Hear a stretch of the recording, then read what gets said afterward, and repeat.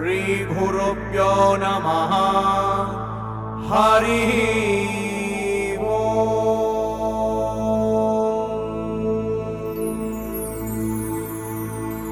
Śrīmad-Bhāgavatam, Canto 4, Creation of the Fourth Order, Chapter 21, Instructions by Maharaja Pṛthu.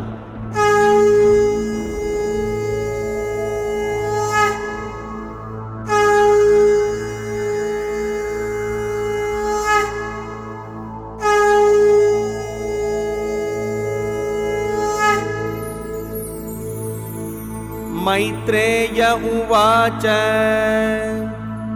मौक्तिकैकुसुमस्रग्भिर्दुकूलैस्वर्णतोरणैः महासुरभिर्धूपैर्मण्डितं तत्र तत्र वै.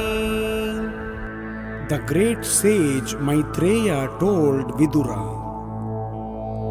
when the king entered his city, it was very beautifully decorated to receive him with pearls, flower garlands, beautiful cloth, and golden gates, and the entire city was perfumed with highly fragrant incense. Chandana guruto yardra ratya chatvara margavate पुष्पाक्षतफलैस्तोक्मैर् लाजैर्अर्चिर्भिरर्चितम्. Fragrant water distilled from sandalwood and aguru herb was sprinkled everywhere on the lanes, roads, and small parks throughout the city, and everywhere were decorations of unbroken fruits, flowers, wetted grains, varied minerals, and lamps, all presented as auspicious paraphernalia. Savrundai kadali stambaihi bhugapotai parishkrutam tarupallavamalabihi sarvatas samalankrutam. At the street crossings there were bunches of fruits and flowers, as well as pillars of banana trees and betel nut branches. All these combined decorations everywhere looked very attractive. Prajastam dhīpabalibihi sambruta shesha mangalaihi abiyur mrushtakanyāscha mrushtakundala manditaha. As the king entered the gate of the city, all the citizens received him with many auspicious articles like lamps, flowers, and yogurt. The king was also received by many beautiful unmarried girls whose bodies were bedecked with various ornaments, especially with earrings which collided with one another. Shankadundubigoshena Brahmagoshena chartrijam Vivesha bhavanam viraha Sthuyamano gatasmayaha. When the king entered the palace, conch shells and kettle drums were sounded. Priests chanted Vedic mantras, and professional reciters offered different prayers. But in spite of all this ceremony to welcome him, the king was not the least bit affected. Bhojita pujayam asa tatra tatra mahayashaha pauranjanapadam stam stan prita priya varapradaha. Both the important citizens and the common citizens welcomed the king very heartily, and he also bestowed upon them their desired blessings. Sayeva madin janavadya cheshtitaha कर्माणि भूयांसि महान् महत्तमः कुर्वन् यशः स्फीतं निदाय रुरुहे परं पदम्. King Pṛthu was greater than the greatest soul and was therefore worshipable by everyone. He performed many glorious activities in ruling over the surface of the world and was always magnanimous. After achieving such great success and a reputation which spread throughout the universe, he at last obtained the lotus feet of the Supreme Personality of Godhead. Sūta uvaca tad ādirājasya yasho vijrumbitham gunair asheshair gunavatsabhajitam kshatta mahabhagavata sadhaspathe kausharapimpraha grunantamarchayan. Sūta Goswami continued, O Shaunaka, leader of the great sages, after hearing Maitreya speak about the various activities of King Pṛthu, the original king, who was fully qualified, glorified, and widely praised all over the world, Vidura, the great devotee, very submissively worshipped Maitreya Rishi and asked him the following question. Vidura uvaca Sōbhishikta prutur viprair labdashesha surarhanaha vibratsa vaishnavam tejo bahvoryabyam dudohagam. Vidura said, My dear Brahmana Maitreya, it is very enlightening to understand that King Pṛthu was enthroned by the great sages and Brahmanas. All the demigods presented him with innumerable gifts, and he also expanded his influence upon personally receiving strength from Lord Vishnu. Thus he greatly developed the earth. Khonvasya kirtim na shrunotya vignyo yat vikramo chishtamashesha bhupaha loka sapala upajivanti kamam adyapi tanme pada karma shuddham. Pṛthu Maharaja was so great in his activities and magnanimous in his method of ruling that all the kings and demigods on the various planets still follow in his footsteps. Who is there who will not try to hear about his glorious activities? I wish to hear more and more about Pṛthu Maharaja because his activities are so pious and auspicious. Maitreya uvaca Ganga yamunayor nadyor Antara kshetramavasan Arabdan yeva bubuje Bhogan punya jihasaya. The great saintly sage Maitreya told Vidura, My dear Vidura, King Pṛthu lived in the tract of land between the two great rivers Ganges and Yamuna. Because he was very opulent, it appeared that he was enjoying his destined fortune in order to diminish the results of his past pious activities. Sarvatra skalita deshaha Saptatvipaika dantadruke Anyatra brahmana kulad Anyatra chuta ghotrataha.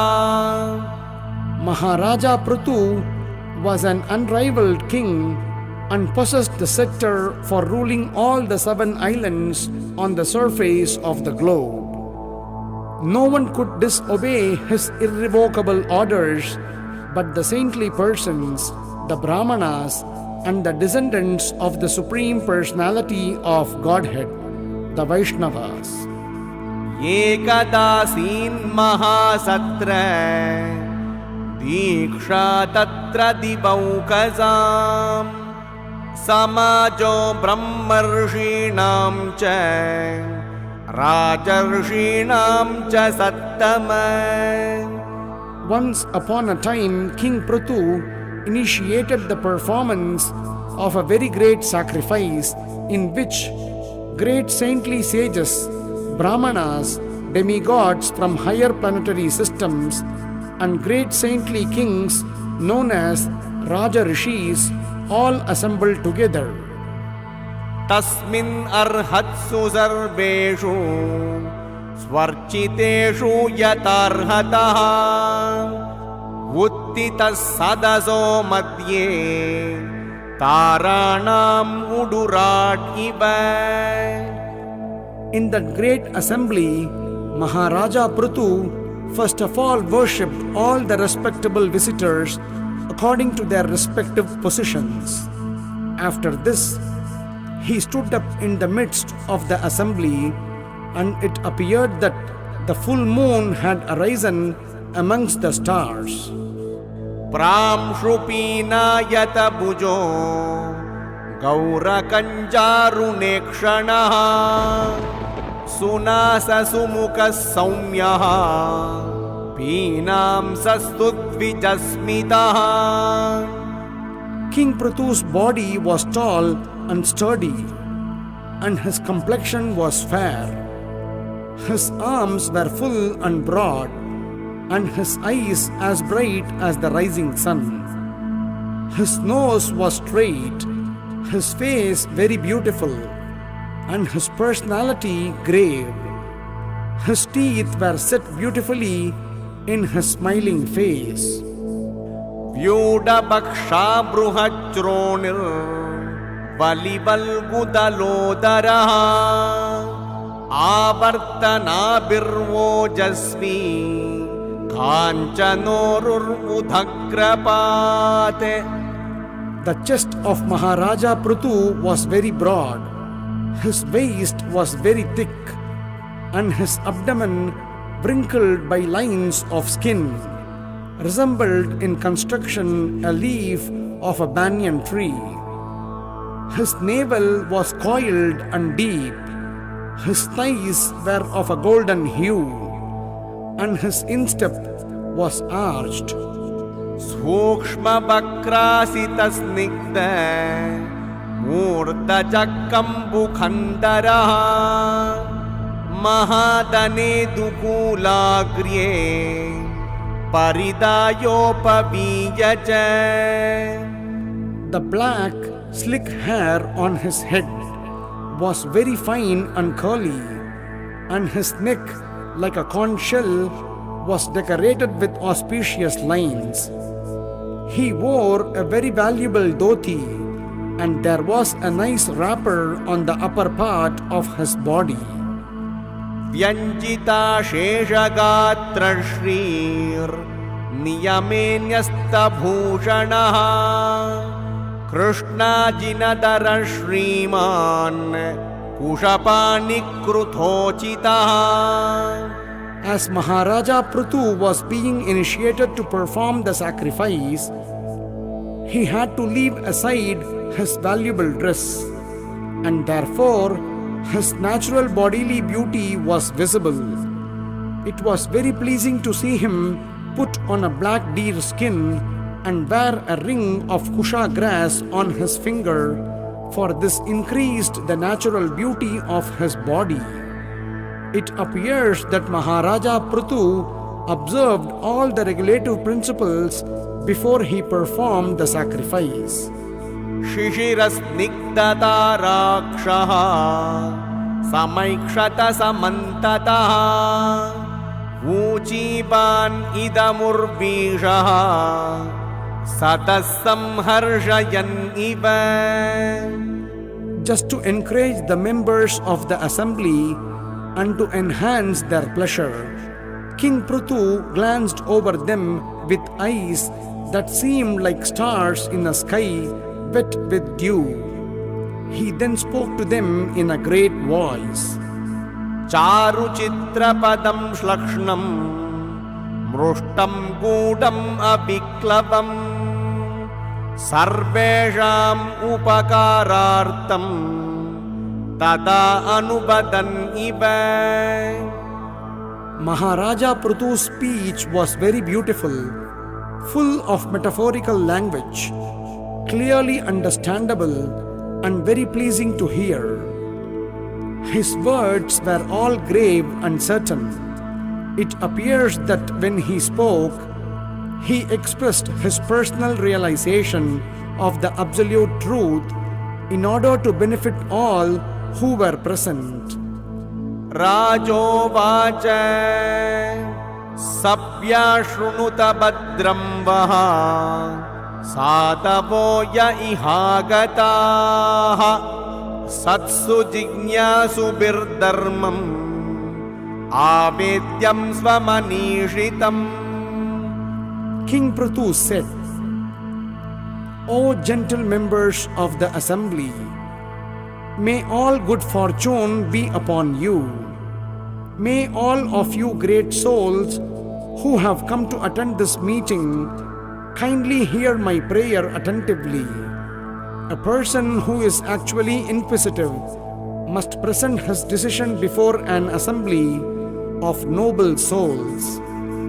Aham dandadaro raja prajanam iha yojitaha rakshita vritti dasveshu setushu stapita prutage. King Pṛthu continued, By the grace of the Supreme Lord, I have been appointed the king of this planet, and I carry the scepter to rule the citizens, protect them from all danger, and give them employment according to their respective positions in the social order established by Vedic injunction. Tasya me tat anushtanad yan ahur brahma vadinaha lokasyukhama sandoha yasya tushyati drishtadruke. Maharaja Pṛthu said, I think that upon the execution of my duties as king, I shall be able to achieve the desirable objectives described by experts in Vedic knowledge. This destination is certainly achieved by the pleasure of the Supreme Personality of Godhead, who is the seer of all destiny. Ya uddaret karam raja prajatarmeshva shikshayan prajanam shamalam punte bagam chasvam jahati zaha. Any king who does not teach his citizens about their respective duties in terms of varna and ashrama, but who simply exacts tolls and taxes from them, is liable to suffer for the impious activities which have been performed by the citizens. In addition to such degradation, the king also loses his own fortune. Tat praja bhartrupindartam swartam yevana suyavaha kuruta dhukshaja diyas tarhi me nugraha krutaha. Pṛthu Maharaja continued, Therefore, my dear citizens, for the welfare of your king after his death, you should execute your duties properly in terms of your positions of varna and ashrama, and should always think of the Supreme Personality of Godhead within your hearts. By doing so, you will protect your own interests and you will bestow mercy upon your king for his welfare after death. Yūyam tad anumodatvam pitrudevarshyo malaha kartushastur anugnatus tulyam yat pretya tatpalam. I request all the pure-hearted demigods, forefathers, and saintly persons to support my proposal, for after death, the result of an action is equally shared by its doer, its director, and its supporter. Asti yajnapatirnama keshanchid arha sattamaha iha mutra cha lakshiyante jyotsnapatyakvachit bhuvaha. My dear respectable ladies and gentlemen, according to the authoritative statements of Shastra, there must be a supreme authority who is able to award the respective benefits of our present activities. Otherwise, why should there be persons who are unusually beautiful and powerful both in this life and in the life after death? Manor uttanapadasya druvasyapi mahipate priyavratasya rajarsher angasyasmat pituh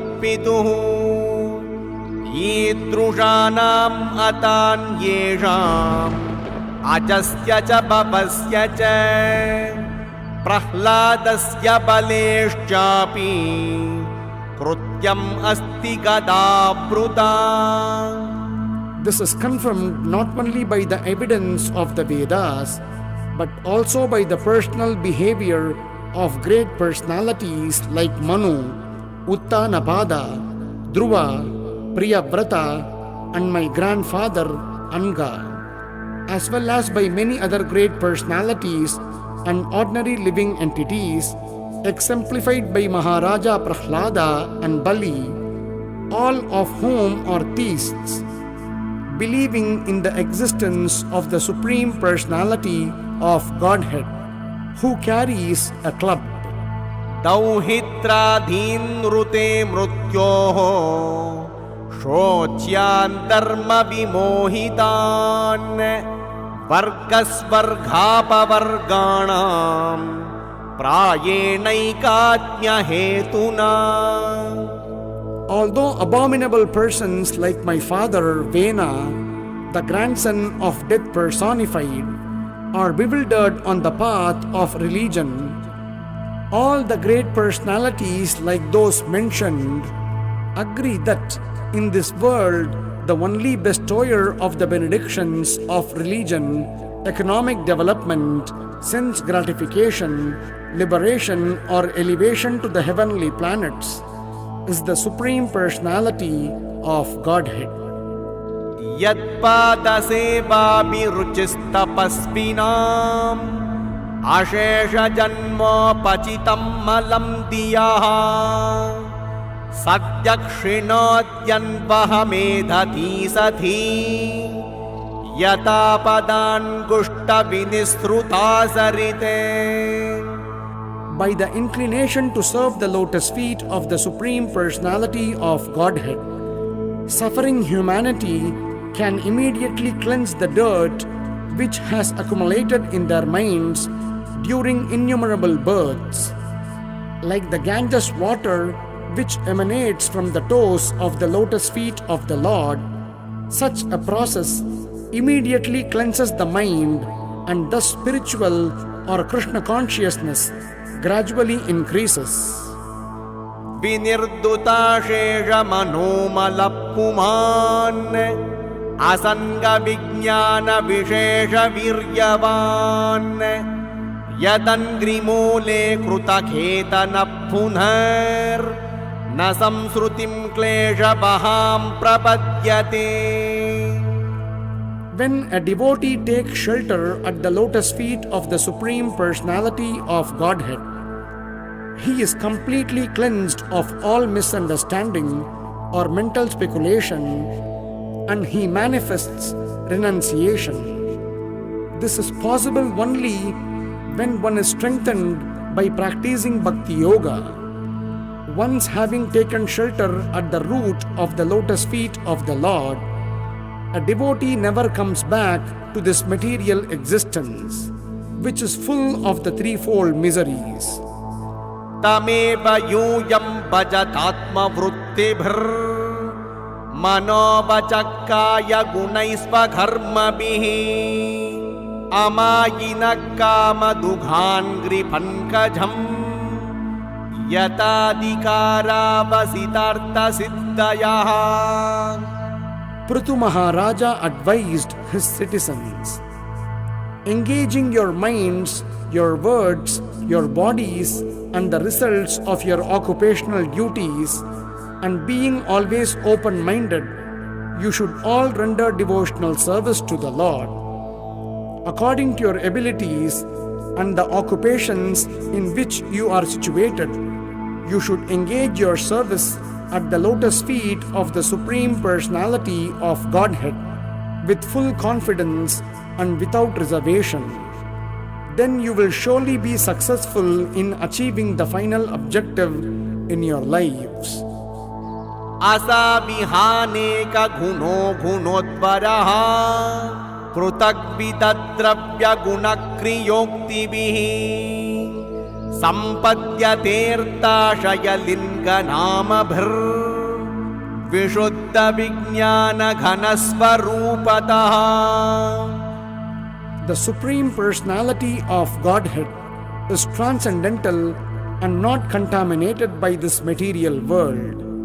But although he is concentrated spirit soul without material variety, for the benefit of the conditioned soul, he nevertheless accepts different types of sacrifice performed with various material elements, rituals, and mantras, and offered to the demigods under different names according to the interests and purposes of the performers.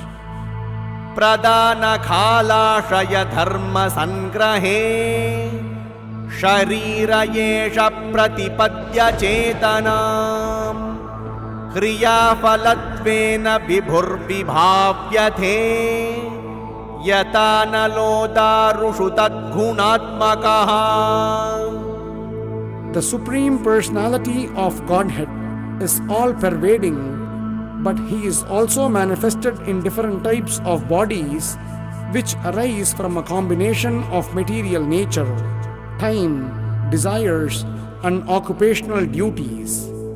Thus, different types of consciousness develop, just as fire, which is always basically the same, blazes in different ways according to the shape and dimension of firewood. अहो ममामि वितरन्त्यनुग्रहम् हरिं गुरुं यज्ञभुजाम् अधीश्वरम् स्वधर्मयोगेन यजन्ति मामखा निरन्तरं क्षोणितले दृढव्रताः. The Supreme Personality of Godhead is the master and enjoyer of the results of all sacrifices, and he is the Supreme Spiritual Master as well. All of you citizens on the surface of the globe who have a relationship with me and are worshipping him by dint of your occupational duties are bestowing your mercy upon me. Therefore, O my citizens, I thank you. मा जातु तेज प्रभवेन्महर्दिभेस् तितिक्षया तपसा विद्यया च धेदीप्यमाने जितदेवतानां कुले स्वयं राजकुलाद्विजानाम्. The Brahmanas and Vaishnavas are personally glorified by their characteristic powers of tolerance, penance, knowledge, and education. By dint of all these spiritual assets, Vaishnavas are more powerful than royalty. It is therefore advised that the princely order not exhibit its material prowess before these two communities and should avoid offending them. Brahmanyadeva purusha puratano nityam hariryaccharanabhivandanat avapalakshmim anapayinim yasho jagat pavitram cha mahattamagranihi. The Supreme Personality of Godhead, the ancient, eternal Godhead, who is foremost among all great personalities, obtained the opulence of his staunch reputation, which purifies the entire universe by worshipping the lotus feet of those Brahmanas and Vaishnavas. Yat sevaya shesha guhasha yat svarad viprapriyastushyati kamamishvaraha tadeva taddharma parair vinitaihi sarvatmana brahma kulam nishevyatam. The Supreme Personality of Godhead, who is everlastingly independent and who exists in everyone's heart, is very pleased with those who follow in his footsteps and engage without reservation in the service of the descendants of Brahmanas and Vaishnavas.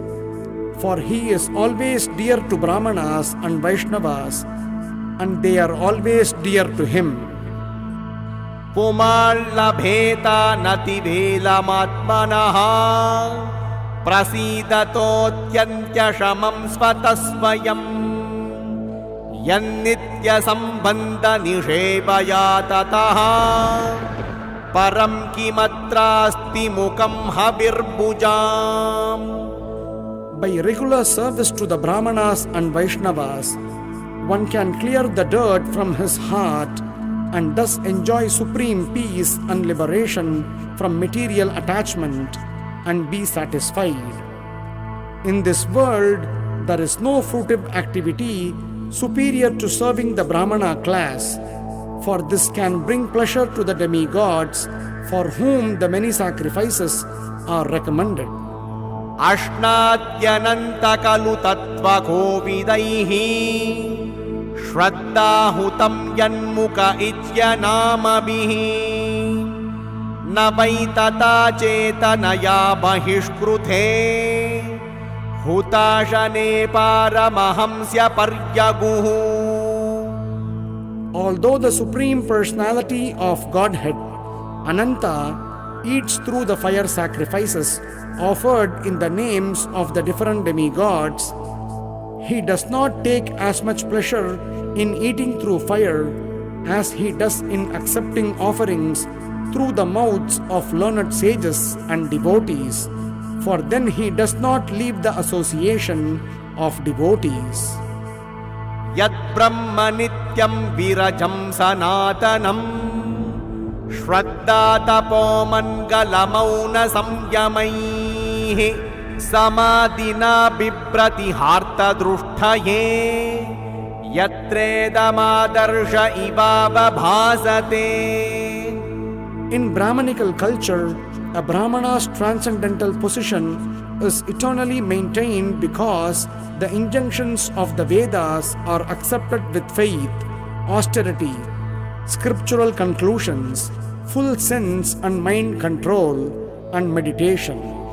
In this way, the real goal of life is illuminated, just as one's face is fully reflected in a clear mirror. Tesham aham pada sarojarenum Aryabaheyadi kiritamayuhu Yam nityada bibrata ashupabham Nashyatyamum sarvaguna bhajanti.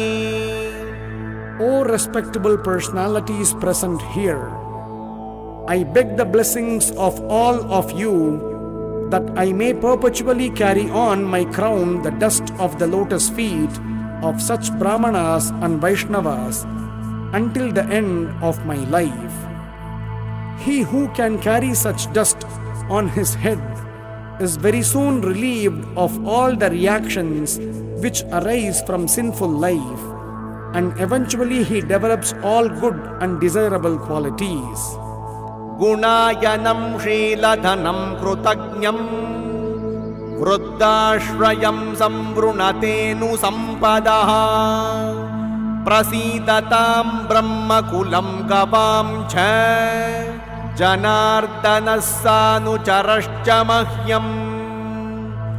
Whoever acquires the Brahmanical qualifications, whose only wealth is good behavior, who is grateful, and who takes shelter of experienced persons, gets all the opulence of the world. I therefore wish that the Supreme Personality of Godhead and his associates be pleased with the Brahmana class, with the cows, and with me. Maitreya उवाच इति ब्रुवाणं नृपतिं पितृदेवद्विजातयः तुष्टुवुर्हृष्टमनसः साधुवादेन साधवः. The great sage Maitreya said, after hearing King Pṛthu speak so nicely, all the demigods, the denizens of Pitruloka, the Brahmanas, and the saintly persons present at the meeting congratulated him by expressing their goodwill. पुत्रेण जयते लोकान् इति सत्यवती श्रुतिः ब्रह्मदण्डहतः पापो यद्वेनोद्यतरत्तमः.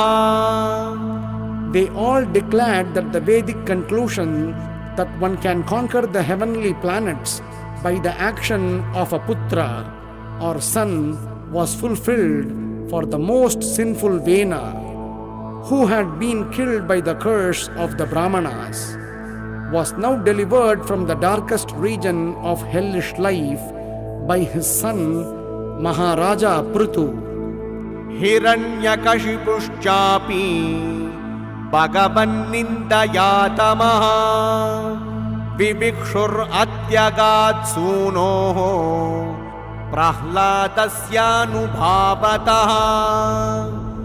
Similarly, Hiranyakashipu, who by dint of his sinful activities always defied the supremacy of the Supreme Personality of Godhead, entered into the darkest region of hellish life. But by the grace of his great son, Prahlada Maharaja, he also was delivered and went back home, back to Godhead. वीरवर्यपितपृथ्व्याः समासञ्जीव शाश्वतीः यस्ये दृश्यच्युते भक्तिः सर्वलोकैकबर्तरी. All the saintly Brahmanas thus addressed Pṛthu Maharaja.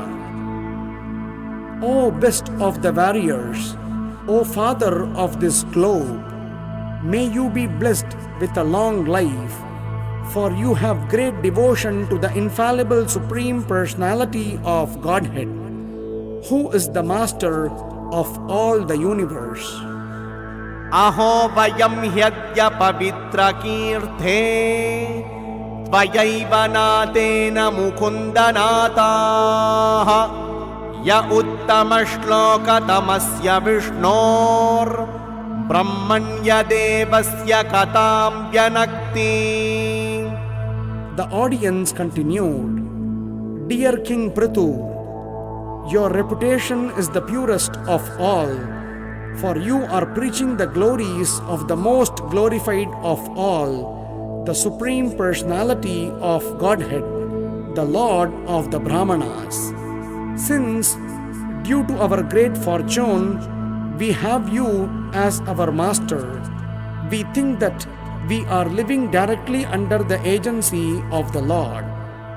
नात्यद्भुतम् इदं नाथ तवाजीव्यानुशासनम् प्रजानुरागो महताम् प्रकृतिकरुणात्मनाम्. Our dear Lord, it is your occupational duty to rule over your citizens. That is not a very wonderful task for a personality like you, who are so affectionate in seeing to the interests of the citizens, because you are full of mercy. That is the greatness of your character. Adya nastamasa paras Vayopasadita prabho Brahmyatam nashta drushtinam Dharma birdhaiva samyitaihi. The citizens continued, "Today you have opened our eyes and revealed how to cross to the other side of the ocean of darkness.